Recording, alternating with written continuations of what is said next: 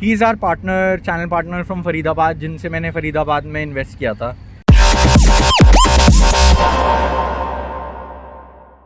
And I just wanted to take his input on the project. Mister Dawar, आप बताइए आपका क्या इनपुट है प्रोजेक्ट पे?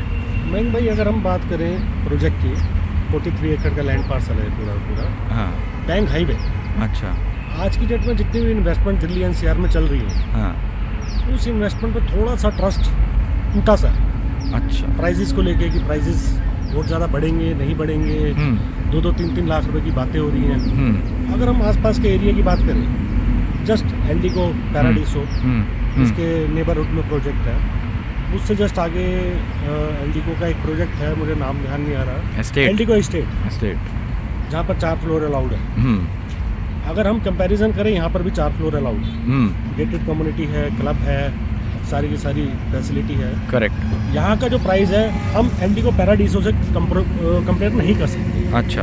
हमें कंपेयर करना पड़ेगा एंडिगो एस्टेट से। ओके। क्योंकि 4 फ्लोर पास है वहाँ। राइट। अब वहाँ जो 4 फ्लोर पास है, वहाँ पर अप्रॉक्सीमेटली जो प्लॉट साइज स्टार्ट होता है वो 200 गज से बड़ा होता है। ओके। यहाँ पर आपके 180 गज से नीचे के प्लॉट हैं, वो 4 फ्लोर ना अलाउड है।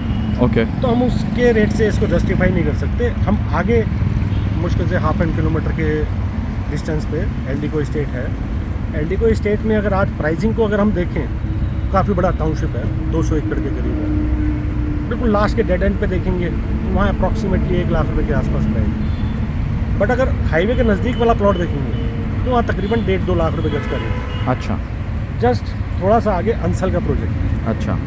अंसल के प्रोजेक्ट पे अगर हम देखें तो वहाँ अप्रॉक्सीमेटली जो प्राइजेस है 1.5 से 2 लाख रुपए गज, जो सही प्लॉट है, जो बिल्कुल हाईवे के नज़दीक है। अच्छा।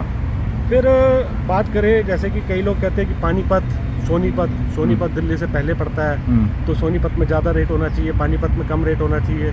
ऐसा नहीं है। पानीपत में सोनीपत से ज़्यादा रेट है। रीज़न अब जैसे मैं आपको एग्जांपल के तौर पे बताऊं, पानीपत में एक एरिया है मॉडल टाउन। अच्छा। यहाँ से हार्डली 5-7 मिनट की ड्राइव है। अच्छा। वहाँ पर अप्रॉक्सीमेटली जो प्राइस है मेन भाई 6 से 7 लाख रुपए गज का है। अच्छा। हाँ। तो पानीपत को लोग लाइटली ले रही है, जबकि एशिया की सबसे बड़ी मार्केट जो है टेक्सटाइल मार्केट, टेक्सटाइल, हाँ, वो पानीपत में है। ओके। लाइक अगर आप आने वाले टाइम में देखेंगे तो पानीपत भी एनसीआर का पार्ट बनने जा रहा है। राइट। ठीक है, जैसा कि रिफाइनरी भी यहाँ पर नज़दीक है। और फिर मेन ये है कि अगर किसी भी क्लाइंट का अगर हम पैसा लगाते हैं, उसका पैसा सेव कैसे करना है, किसी गलत डेवलपर के पास ना लगे। करेक्ट। गोदरेज। राइट। करेक्ट। अब डेवलपर, अगर हम किसी गलत डेवलपर को पकड़ के काम कर रहे हैं, राइट, तो वो चीज़ क्लाइंट के साथ गलत होती है। राइट। हमें क्लाइंट का पैसा मैनेज करना है, पैसा सेफर हैंड पे देना है। करेक्ट। तो सेफर हैंड पे यहाँ सभी बैंक इन्वॉल्व होंगे। राइट। एक भी बैंक ऐसा नहीं होगा जिसकी फंडिंग अवेलेबल नहीं होगी। करेक्ट। सभी बैंक्स के यहाँ बैंक फंडिंग अवेलेबल होगी। राइट।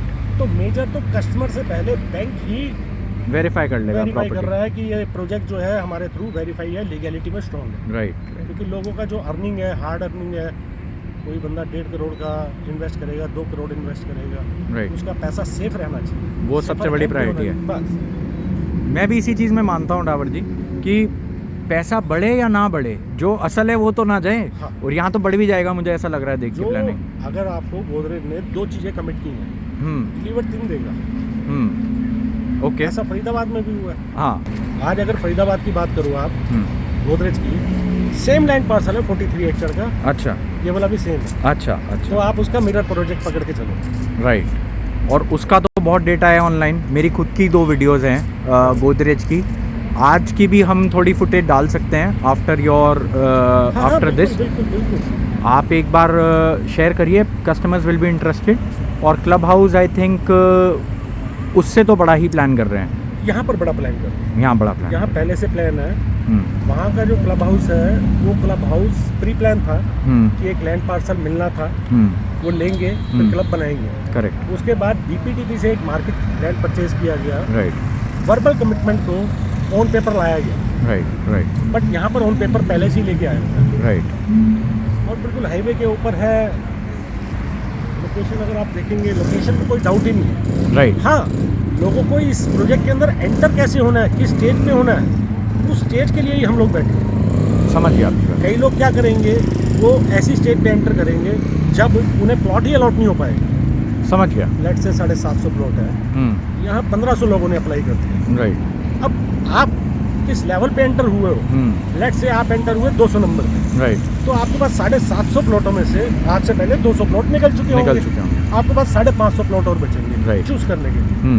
अब सपोज करो आपका ईओआई एंटर हुआ, आपका ईओआई एंटर हुआ 800 नंबर पे, अच्छा, तो जैसी बात है 10 15 20 प्लॉट तो आड़े टेढ़े बचेंगे। राइट राइट, तो वो 10 15 आड़े टेढ़े प्लॉट जो होंगे वो बाद के लोगों को एंटरटेन किए जाएंगे। मेन आपकी इन्वेस्टमेंट से आप किस समय एंटर कर रहे हैं, इन सब चीज़ों का आपका हमारा रिलेशन बना है, बस ऐसे थोड़ी ना बना।